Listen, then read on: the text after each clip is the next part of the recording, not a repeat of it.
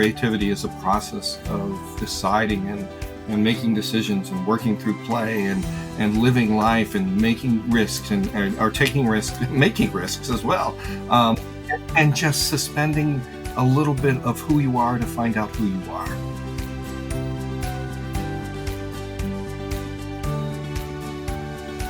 Welcome to the Origins of Creativity podcast, brought to you by Bluesky Media, where we discover the magic behind creativity through the stories of passionate creators.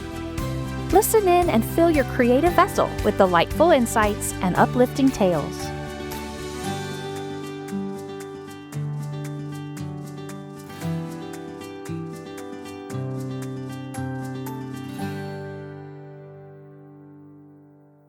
Hello, you are listening to the Origins of Creativity podcast. I am your host, Becky Gehrisch. Thank you for joining us. In our conversation today, we will hear from a storyteller who will discuss the transformative power of storytelling and play in personal and professional contexts. Please be sure to subscribe to the show in your favorite podcast app. This way you won't miss the next episode, and it helps others find us. My guest today is a storytelling expert. He teaches storytelling, education, and literacy classes as an associate professor at Ohio University, Lancaster. His award-winning story work has been commissioned by the Kennedy Center for the Performing Arts, American Library Association, National Storytelling Network, Newsweek, and the Qatar Foundation International. In addition, he has authored storytelling collections including You Don't Know Jack, A Storyteller Goes to School from 2019, and Playing with Stories, Story Crafting for Writers, Teachers, and Other Imaginative Thinkers in 2014. He serves as a narrative coach using proven practices in play and narrative-based methods.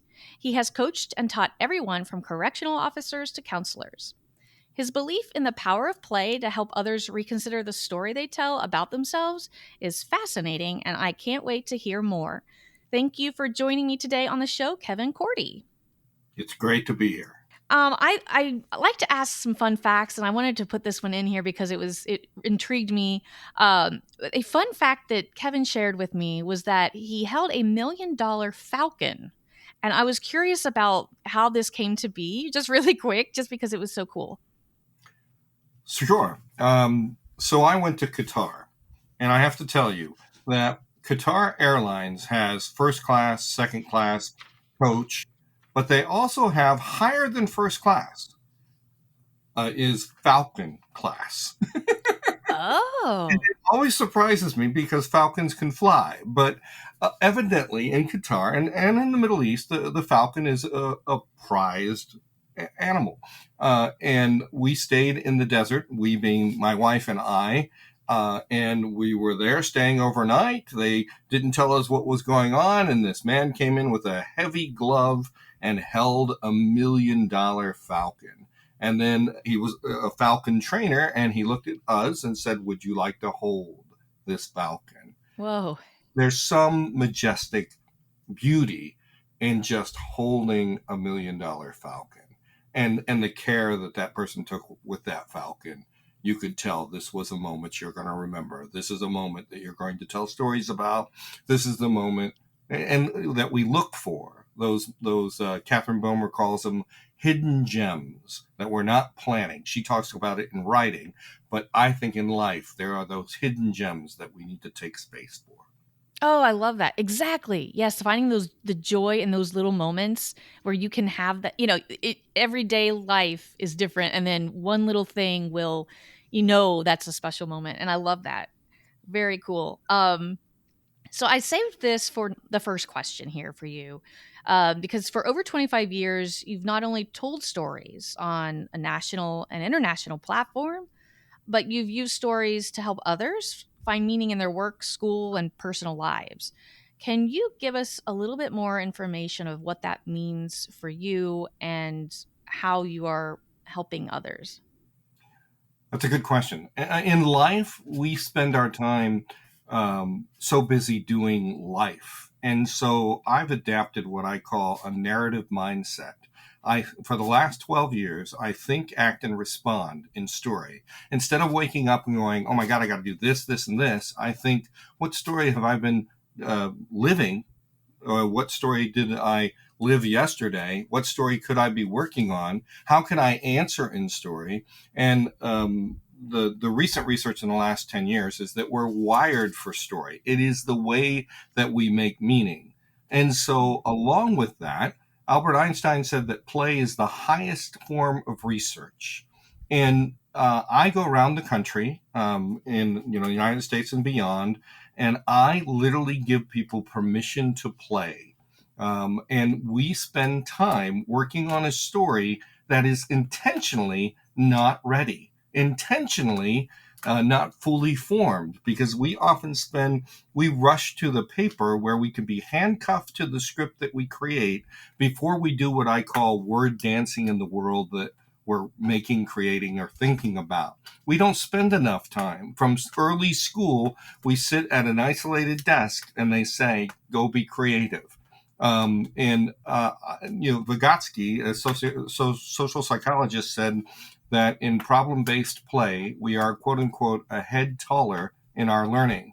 But we spend people in isolation when they really should be working together. So not only do we give permission to play, but we play together so that we can explore. Play is not a rehearsal for life. We think when we were very young, people said, well, don't, quit playing around. And actually, that's the real work that we should be doing. Because in play, we re-see, we rethink, we review, we re-energize, and redo. But we have to give ourselves space for it. And so I literally tell people, let's play together. How did you discover this? Because that is everything that I think is just very meaningful for everyone and even any field, because it goes into every part of everybody's lives that they should include. So when did you discover this? Was it in your studies, or it was just something you've learned about and really attached to? So I grew up, and to this day, my mother is still the resident storyteller in our home. Mm. And we only visited West Virginia. So for the longest time, I thought the only places on earth were West Virginia and Ohio. I live in Ohio. But she would sit me down and she would tell stories, and she'd turn off the television and she'd say, you're not getting up until you hear this story. And my 5 brothers and sisters and I would sit and listen. But at that point, I was a story listener. And when I went to Cal State University, I saw people performing for the first time different ways in different stories. And so this was a conference festival that came and left.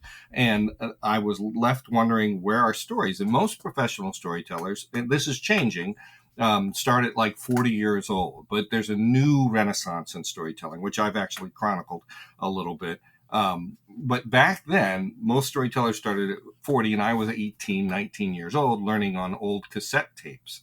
So over time, I started learning story, and this is a long story short, but when I got to Ohio State University, I worked with Dr. Brian Edmondson, who wrote a book called Imagine to Learn, and he looked at story and the fictional world through process drama. So if you are telling a story, you create the drama. If you're talking about coal mining, borrowing from people like Dorothy Hethkett, who said we all should put on a mantle of the expert. She was saying for children, if they're studying coal mining, they shouldn't be children. They should be people invested in coal mining. So they could be writing a picture book on coal mining. They could be historians. We can do so much with role. And I started exploring that in a context of play, and also studied with Reeves Collins at Northwestern University, who runs the theater program through story.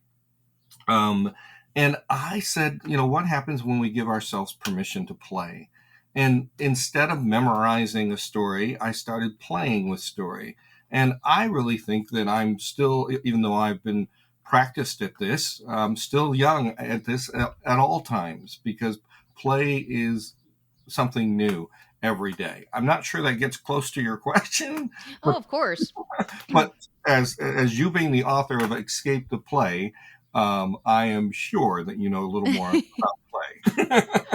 No, I love that. I just didn't realize how closely this was coming together for me personally. And that's really funny. Yeah, I tell kids that too, like when you play, that's everything, and sometimes, kids laugh so much more than we do. And I know a lot of that is they're just now experiencing that thing for the first time. And it might get old for us as we get older, but for laughter being medicine, for the soul and the body, it's so important to keep that. And one of my goals this year is to try to laugh more. And I think that ties in with play and how you're appreciating those moments that, even if it's not fun, you can try to make light of it or, get through it with humor. But I was just wondering, between being a story listener and being,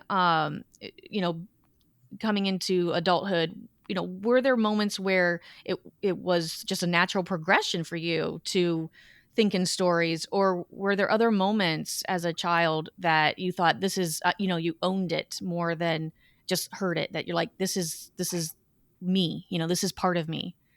So I'm going to answer that question as a child and as an adult. As Great. a child, my family had to sit through those magic shows that didn't work, where the milk would go through, and it would never, the tricks never worked, but I kept working them. I was fascinated with superheroes, and I met a guy who, my friend Mark, who had the highest risk job in the Navy. He helped planes land on carriers. And he said, Kevin, I was so scared of you. And I'm like, wait a minute, you're doing this job. He said, what are you talking about? He said, at recess, we always had to do Spider-Man, and you had to be Spider-Man. And so I own 14,000 comic books. Wow. And so, honestly, the richness of being in play is so much more rewarding than sometimes in the dullness of life. I've got a friend, Donalyn Miller, who wrote a book called The Book Whisperer. And she was sitting, and she gets hundreds of books sent to her for free that she sends out to other people. And she was sitting on a plane, and she had bags of books, and it was a long flight. And she said, I can't wait to talk to these people about the books I'm reading and go into these worlds. And the guy next to him said, I don't read. Oh my. And she said, for a moment, I thought, how boring life can be if the only world you have is the one that you're there every day. Yeah. That's not to say that the world that we live in can't be joyful, but it's okay to escape where Frodo Baggins is. It's okay to dive into King Arthur. And so you asked, from a child, I was always playful, but I had a fair amount of people said there's a time and a space when you can play, and there's rules. And it took me as an adult to frame my mind to say, I need to answer in play, but most importantly, I answer in story. I had the great fortune of being the first, according to the National Storytelling Network, the first full-time high school storytelling teacher in the United States. And That's so cool. I developed my master's and my doctorate in storytelling. But when I was teaching high school, I would answer in story. I would literally, someone would say, come in with tears and say, I haven't been invited to the prom. And my reflex action was to tell them a Turkish tale of Nasrudin. I wasn't trying to do it because it was a formula, but because story was engrossed in my response. And I had a high school troupe of storytellers who we didn't audition, who would do 50 shows a year outside of California, outside of where we were in California. And we grew inside the world of story. And story is, as I mentioned, is how we're wired. The neurons, if I am showing you a PowerPoint or a data chart, the neurons in your brain will not fire up like they will with story. We can control how people respond when we're telling a story. The most recent research is saying that the neurons, when the neurons fire, the wires do as well. It's enough to light up a city. We literally do answer in story, and we make meaning in story. And so combine play, and you got a pretty good combination. Well, yeah, and you've got a pretty good life. I mean, to be honest, we come from humans who would tell stories to pass down information, important information, family information, tribal information, and that was a core of us, right? And a lot of times it seems like we've gotten to the point where we kind of get away from it because we're too busy just making ends meet or getting through the day. And what you're saying is making me realize, like, this is like core things that we as humans can come back to and really pull from and use as important points in our lives. And telling a story to somebody, I think you could confirm, but I've heard that, telling stories is how we can remember much better than if you just tell them facts. And like your example with somebody, didn't go to prom, you're going to tell them a story. They're going to remember that more than just, oh, it'll be okay, or you'll get through it, or, and that is, I think, true to, everything that we are here for. And the creativity with that is so intertwined. It's storytelling and creativity is how you're telling a story, could be in photography or painting or sculpture or singing, and we're telling stories that way, which is interesting how much storytelling is creativity. And that really, I think, hopefully will settle with some others out there that are trying to grasp what creativity means to them. And I think storytelling really is like the married portion of that, and I love it. So let me hear a little bit more about what has inspired you along the way after you were getting your master's and going from there. That's a good question. I'm thinking about when I was teaching, and I was teaching a creative writing class, and a student came up to me and said, "Make me creative." And it was from a passive sense, like, this is your job. Oh. And I sat down, and that night I wrote down what I thought creativity was, and and exercised. And the next morning, and at the beginning of class, I read it, but with not naming her, and I said, creativity is a process of deciding and making decisions and working through play and living life and making risks and or taking risks, making risks as well, um, and just suspending a little bit of who you are to find out who you are. And I remember she came up and she said, "Cordi, I get the picture. I'll work on it." Right. It's your owning. You have to own it. It's your brain. It's your interpretation of life and how you present that. That's really funny to have to think that way. And I'm glad that she got the the hint there and how to do it. That's wonderful. And we segment our idea of what creative. You can creatively go to the garden. You can creatively take a walk. We have a class called creative writing, but we think that creativity shouldn't be in the other classes. This is inane. If Right. there's not, if like in my students know that I insist that I jazz learning. That's what I call it, and that they learn with jazz, and we can call each other out if we're not doing it. Um, Oh, they don't do quizzes and tests, but the world that we live in, we remember episodically. We right. remember by the actions that happen. But when we're very young, we're told plot is the most important thing, and it's not. The plot is boring. What Mm. is Becky? What's the plot of Little Red Riding Hood? Well, the Little Red Riding Hood needs to get to her grandma and bring her treats. And there's this wolf and all the rising action and climax with the wolf. And then she kills, all that. And then, falling action of the solution of the problem. As a writer, is that exciting? What you just said? Sometimes, I mean, I guess, but it's the details, I think, right? Like all the things that make it up. It's character and trouble. Jerome Yeah. Bruner said trouble is the engine of narrative. If red is a fifth degree black belt, or my students wrote Little Red in the Hood, or if the wolf's mother died yesterday, the story would be completely different. But you asked me how things have changed. Lately, I've been reading a book called The Extended Mind by Annie Murphy Paul. And she purports and gives research and evidence that when we are telling stories, or when we're typing on a keyboard, or when we're exercising, the brain is more than just the corporeal brain. That the act of doing certain things extends the mind and how we think.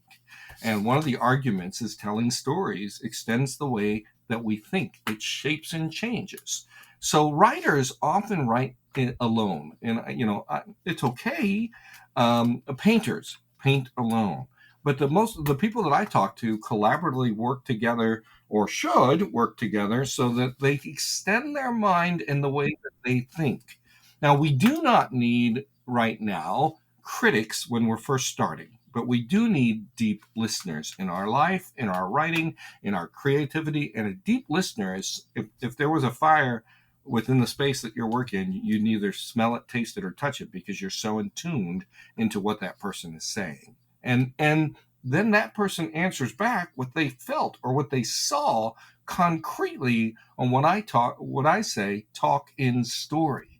We often talk around story when we're doing, or talk in the creativity, talk inside the world of the creative world, not around it. So if you're doing a painting and someone says, "Oh, that's really good. The colors are really nice," or, "I can't believe how you did this," say, "When I look at that bird, I can see that bird practically dancing off the page," because what it is the colors that mix. And when I see it, I think about this. So we need to stay in the world of creativity in order to be better at creativity. Instead of passively evaluating, we should be inside it. That's a lot packed into that just makes my brain fire off into all these different questions. But one of them was the collaboration aspect. And as a painter working alone, and like you said, asking for, advice, and then later on, working with others, how has collaboration, like you said, grown your brain function, your how you're seeing the world? How has and who have you been working with to make things that are even better than if you did it alone? So that's 2 questions. My wife's an improv comedian. Oh, wow. And we've been trained in different structures of play. So it's kind of fun that way. But when I need a critic, she can be there. But when I need a deep listener, we work on what we need to listen about. I listen to the world outside. I walk around. I see what's there. I have friends that I can call up and say, "Look, I'm working on this story. It's a Norse myth or an African proverb," or complete strangers. I will turn around. I will turn around and say, "I'm working on this story." There's this when I was single, there was this little old man who'd walk with his dog, and I would walk outside and I would talk to myself, practicing the story while I took a big walk, and he would always go on the other side when he saw me. So I stood in front of him one time and I said, "Hold on. I'm telling an African tale of Anansi, Kuku Anansi, the first trickster." And I sat and I told him, and he was shaking and his dog was shaking. and when I was done, he walked over on the other side.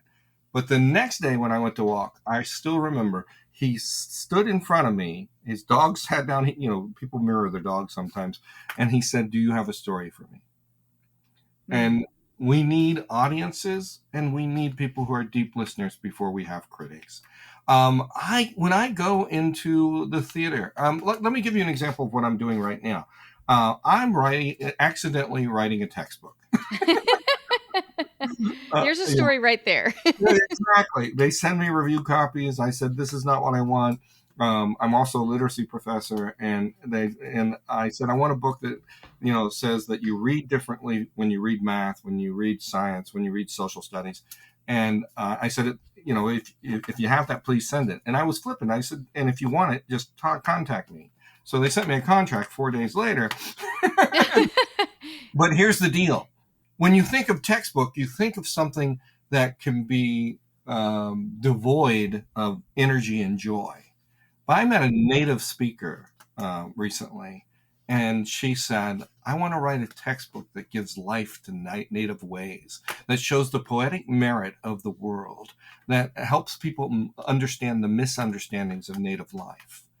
And I thought, why am I writing a textbook that is like the textbook that I read? I want to write a textbook that says, "I value you, and I want to tell you how to make more toward your discipline, but in a joyful and jazzed up way." And so I'm reading everything I can. I'm talking. Just yesterday, I talked to the soon-to-be president of the National Council of Social Studies, Joe Schmidt, who's written some great books. And but honestly, we are too quick to say who we are. Like a storyteller will say, "Well, I don't tell for children. I don't think I can." And I say, They have you? And I said, well, no, I just know that when I was a kid, I wouldn't listen, or I only do this kind of art.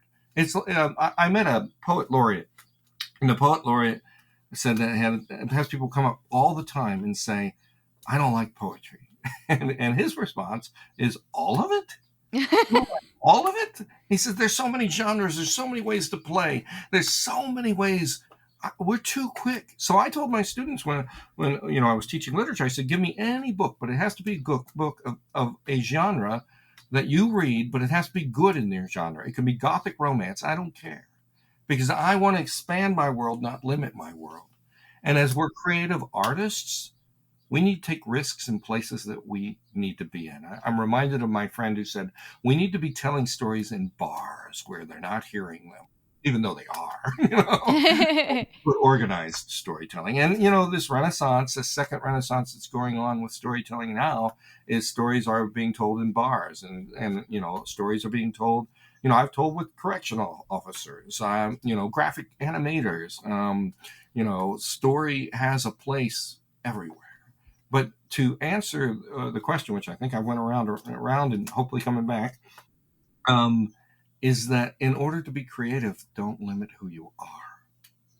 Right. And that's so powerful that, thinking about the poet or the man who didn't like poetry, I was just imagining, okay, what poetry was he exposed to? Was it a chore, in his upbringing in school? Read this poem, memorize it, don't have fun with it. Just this is what you need to know. You need to know this to have fun. And it's just it's so, Exactly. yeah, it's so cold and stark. And when we have the time, like you said, to play, it's becomes magical, and you could turn something that seems stodgy into something fun and beautiful, and you could paint from it or dance to it or imagine with it. So I love that. I used to have a T-shirt that says "Discovery over correctness." And Discovery over correctness. Yeah. yeah, we don't have to be so concise when we're only in the period of discovery. Poetry should be that dance. I mean, people like Alan Wolfe, who takes stories about or poems about the universe and does a rhythm and a dance with them, or Georgia Hurd or Georgia Ella Lyons, who is the originator of the "Where I'm From" poem, where people come together, and she's out of Kentucky, come together just to listen. And don't. A student once came up to me and said, Mr. Cordi, this is the first time I'm learning this. So I put that above my office because I love what I do. And I might have been teaching it for a long time, but this is their first time. So their first time doesn't have to be their last time, because we're Right. teaching it at a level, or we're introducing it at a level that they should already be, but they shouldn't be. They should be Oh, finger right. painting, even though there's great joy in finger painting. Laura Seeger, who is related to Pete Seeger, is a children's illustrator, and she said, stick figures. She said they should be making stick figures, and she said, don't underestimate the power of stick figures. So true. Just the basic little bit of it, get you there. And yeah, you don't have to think of every detail. I was teaching a class last night, pastel class, and thinking of that and telling them, you don't have to get everything right away. Just get the form, get the shape, get the basic, just this is everything. And to me, teaching art is it's learning how to see. And I think that's creativity, and storytelling is learning how to see the world and interpreting that, because you're picking at things and you might make it from your brain, but if you're seeing things out in front of you, you're learning how to see. And you might be walking down the street and thinking as an artist, and you're not even holding a paintbrush, you're just seeing shapes, seeing colors. Or if you're a musician, you're hearing songs and thinking of things in your head that goes together with bird songs or nature or however it is for you. And storytelling is the core of it all, I think. And everything we do is a story. It could be a boring story, but it could be a story. It's our lives. Not only seeing, it's re-seeing, rethinking, Yeah. redoing, re-energize when you add play. Yeah. Often, I was listening to something that said that 90% of people who want to write a book never do. Yeah. Honestly, I think And I also believe in global publishing, which means when you tell a story and it reaches people, you're also publishing. It's a whole different way. Right. And the whole idea is that we should be immersed in what we do because we love it, not necessarily Mhm. because we're going to make the most money from it. But Right. honestly, if you're motivated to make money, be good at it. you know? Or find the audience. I mean, Right. and just exactly what you said. Sometimes, like when I'm teaching a storytelling class, I teach silence before sound, Mm. because we don't spend enough time realizing who we are and what we do when we're not talking. 70% of all communication is in how we breathe. And so both when I'm teaching classes, pre-service teachers, we actually do breathing exercises between times, because we're in a rush to make meaning when it is Mm. an active rest and reflection when meaning is made. Oh my Active gosh. rest and reflection. Oh wow. Yeah, exactly. Wow. I don't do enough of that, and I need to. I've got the anxious personality. Mindset. It has Yeah. to. I mean, just as much as you frame a doctor's appointment, my friend Elizabeth Ellis says, she wears three hats, and she literally wears three hats. She puts on a business hat, looks like a business hat, and she puts on a creativity hat. Uh, and she says when she's scheduling, like on Google Calendar, she's scheduling for her time as well as other people's time that she's giving to other people. We need to give ourselves time, permission to play, permission to make, permission to create, and permission to fail. Well, it's like Natalie Goldberg says in Writing Down the Bones. People have done this. They've given me these pristine writing tablets that we feel like that we have to write pristinely. Get a crappy notebook. I do the same thing. I go, I can't touch that beautiful notebook or journal or sketch pad. I'm just going to mess it up. So give me a scrap of paper. But yeah, I just say, go for it. And watching my daughter, who's 11 now, she'll just tear into a beautiful notebook and just make all kinds of. And I get inspired by that, because I'm like, she's actually playing. She's doing what she's supposed to do, and I'm learning from her in that. And it's so important to kind of break the chains from things that we were taught, or in public education or whatever, that we had to be so perfect at things and precise and in control, and like that lack of play wasn't allowing us to just let ourselves go. And the older people get, as I'm teaching, they're just hanging on to, they'll start getting tighter and tighter, and they won't even put their pencil to the paper until I say, put your pencil to the paper, please, because they're so afraid of that mistake, that failure, of being judged from it. I read that Apple's iPhone was created because Apple said, for the next 2 weeks, we want you to play. No Wow. agenda. We want you to play for 2 weeks, which they do every year. And I want you to come back and share your ideas. And one of the ideas was the iPhone. Love it. We need to give ourselves permission. We need to ask ourselves, why are we rushing so much in life to make this money, to get to this dentist appointment, to instead of staying in the park, instead of watching, you want to learn about play, watch kids, with Right. permission. Right. um, and learn. And I have to remind myself that constantly. But even when I'm in a rush, when I came back from Japan, I did a Fulbright thing in Japan for just a couple of weeks. And I watched people that have a philosophy called no time for a hurry, Mm. which means even if you have to get to a place by 4 o'clock, you close your mind so that you're not rushing like a 4 o'clock clock. And I met a monk, and I'm like, oh, I got to be really serene. He picked up like a square thing of wood, put it in his head, and goes, "We're on television now." Wow. And I That's think we awesome. need to we need to do that. We need to have a square block of wood, and we got to go. Ah, yes, I need to play.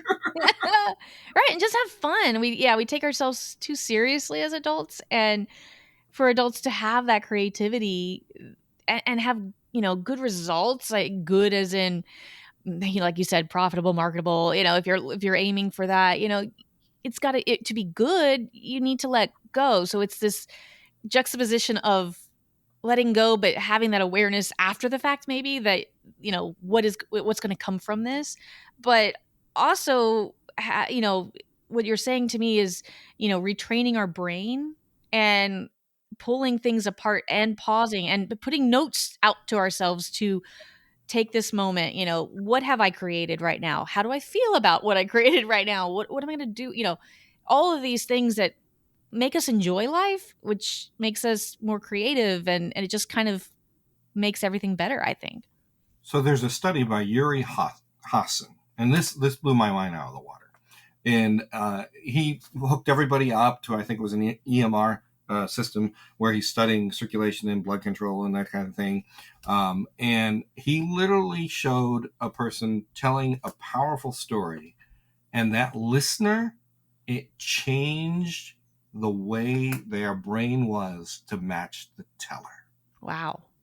Just think about that. Take a moment and sit with that we literally can change brains. Now, that blew my mind out of the water. There's been 3 recent studies that we change heart fluctuations. So we literally change the mind and the heart when we're telling stories. Whoa. Physiological, changes, evidence of this is important, that this is, necessary for us. And I was just think about children or education, how we're adding to their brains, and enriching their education so that they have these pieces that they can build something with. And it's cool to see, and it's also fun to experience that we've gone through that and what builds in us to become who we are. And tearing away some of the stuff that wasn't helpful, but also really appreciating the things that our parents and grown-ups shared with us that made us who we are. And everything is that creative thinking again. It's going back to, was it fun? Was it cooking with grandma? Was it, these little moments, these stories that inspire us to make us who we are in every little bit. Becky, I would ask your listeners to do a couple of things. Great. Yeah. Number 1, reflect. Take the time, take the space to reflect on how story has been a part of their life.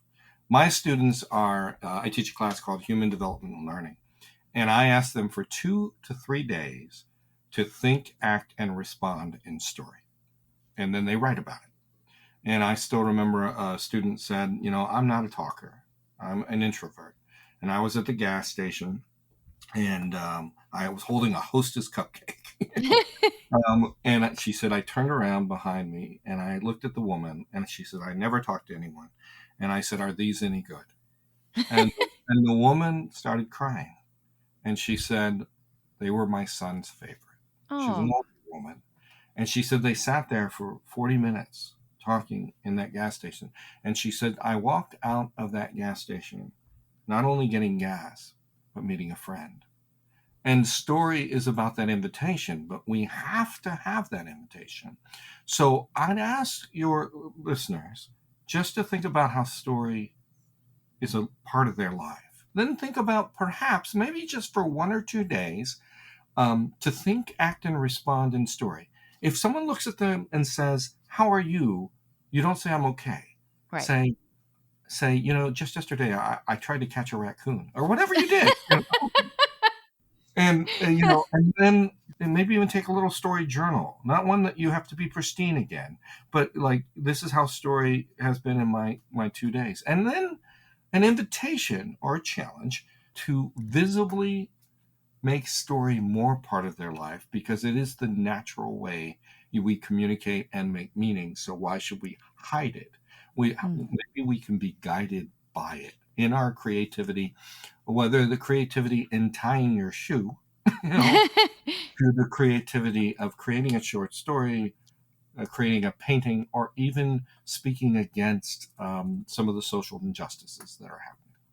Absolutely, because that is more impactful than other things we could do that, aren't going to get a response that we want or need if we share a part of ourselves in story. And I would ask you, what do you do when you aren't feeling creative? But I think the answer to those things is you've trained your brain. Maybe you could, you've trained your brain to respond in story. And I think that possibly might be the answer, but please let me know what you think about that. So, first of all, we need to redefine what creativity is. Creativity is the silent moments as well as the ones with sound. It's not always the high points of making something, even though I believe we need to be producers more than viewers. Where, Right. like students are big on phones and adults are big on phones, but they're viewers, not producers or creators. And this is why in my teaching we do a lot of creating and producing. I want them to produce something that 5 years later they loved it and they want to share it with someone else. And so creativity is also those moments when you don't think it's happening. It is the moments of, and it's not defunct or devoid of work. Right. The hardest work is sometimes letting go so that you can be creative, or suspending what you know so that you can know more. And so I can't say, when I'm brushing my teeth, I'm thinking about creativity. But I will say that sometimes when I'm brushing my teeth, I've suspended my mind enough to go into a narrative frame that I'm not worried about brushing my teeth anymore. That my teeth are fine. But then I'm also, while brushing my teeth, thinking about, the Green Goblin from the latest Spider-Man. I don't know. Yeah, that actually brings me back to the stories in your comic book collection.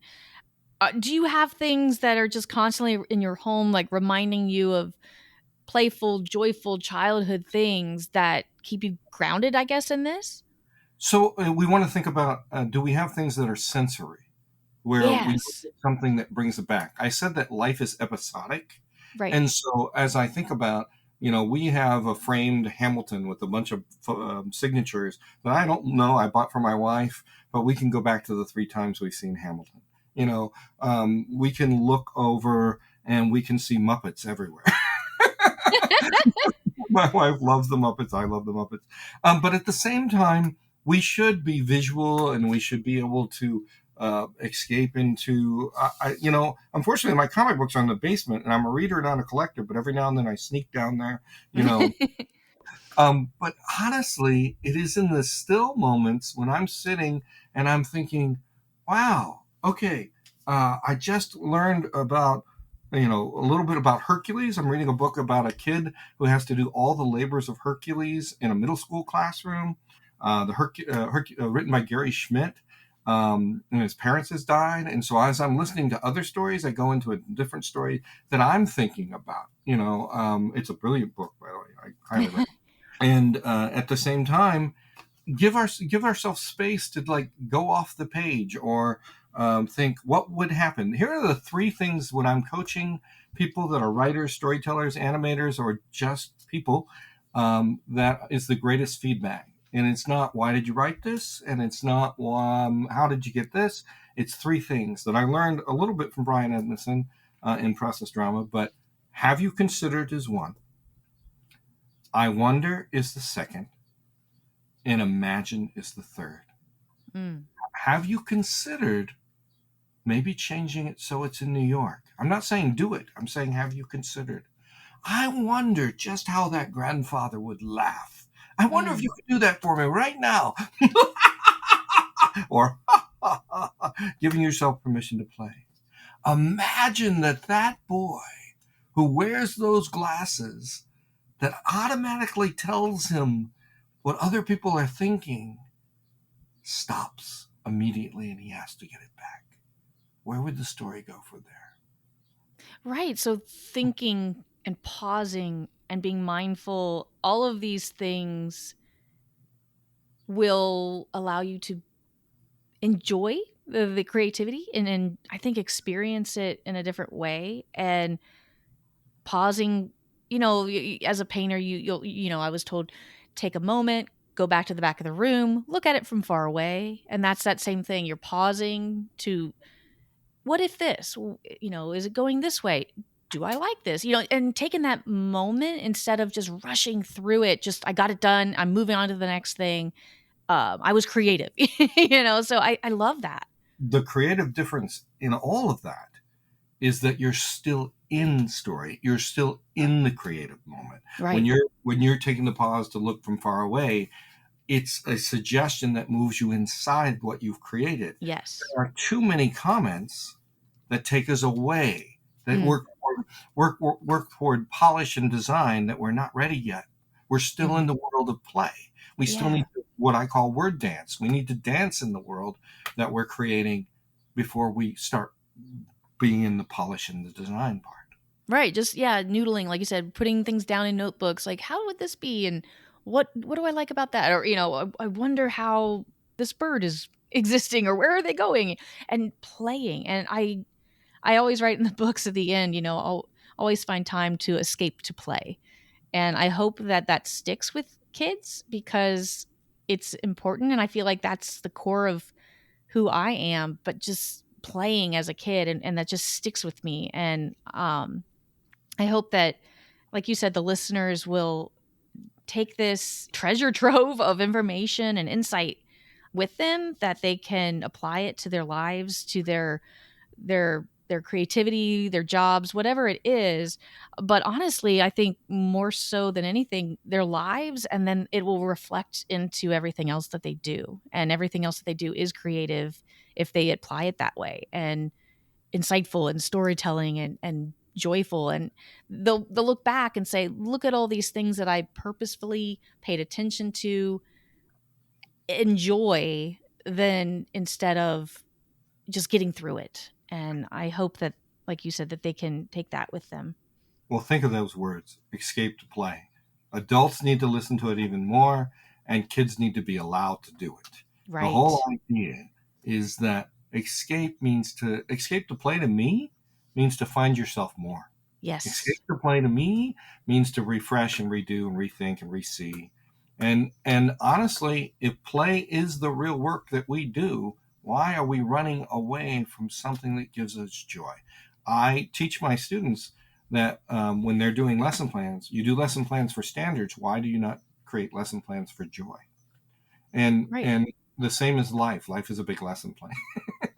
Right. And like you're saying with the textbook, the textbook example, people think of, oh, this is going to be boring. I have to read this and know it and learn it and cram it into my brain for the facts. And to play with it and to make it enjoyable is, and relate with the stories in that, is going to stick more and be enjoyable, and want to retain that more than anything else. And I think that's with everything we do. And my mind is just blown away, and I want to just keep thinking, and I'm going to apply these things in my own life, as things get chaotic with everything that we all have going on, and really take those moments to pause and reflect. And I can't thank you enough for coming here and sharing with us what we can apply to every aspect of creativity and our lives. Do you have any final thoughts that you'd like to share with us? Well, first of all, I want to thank you for creating this space, which is another place that we can talk about creativity and play and other significant matters that really help us change who we are. I actually have a pledge that's called Permission to Play, and some of it is I give myself permission to play, to have fun, to take risks, because I know stories connect us, and I am connected to story. Let the stories begin. And it's kind of a mantra for me. At first, I thought it was kind of comical, but I have students all over the country that say, we do this every day. And so I put it as part of who I am. And, some of us are sitting and we work in jobs that really keep us away from play. But I suggest that we might find 5 minutes that we can move toward play. Go against that.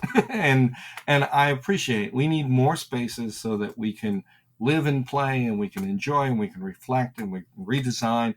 Right. But the other big thing is that we can do it communally. We can share what we know, not from the point of evaluation, but from the point of discovery. So I look forward to listening to more episodes. And I so appreciate that you have echoed in print, escape to play. And I will only say, let's do it today. Oh, I love it. Thank you again. Oh my gosh. I am like I said, excited to put this to practice. And where can folks find you online? I will put this in the show notes as well, but let's hear it so that we can, if people don't have any show notes available. So I have a website and there's a contact page. And if you simply want to tell me new ways that you practice with play, or you have questions, I answer and I respond. Or, you'd like me to come and talk to you about play or story or the price of tea in China, it'll be a very small talk. But, you can see me at kevincordi.com. So it's Cordi, kevincordi.com. Wonderful. And I'm going to do my best to put in the show notes some of the books that you've referenced, because I think that would be beneficial to everyone, and I'm going to kind of look at them as well to have that. So I want to definitely thank our listeners, of course, for joining us. If you enjoyed the podcast, found it valuable, please share it with others so we can reach people who might like a bit of inspiration in their own creative journey. I'm Becky Gehrisch, and until next time, happy creating. Hey there, creative minds. Are you ready for the next burst of inspiration? Make sure to subscribe to the Origins of Creativity podcast in your favorite podcast app for all our latest episodes. Visit booklinkmedia.com/podcast for show details, links to connect with us, and so much more. This has been the Origins of Creativity podcast, where inspiration meets imagination.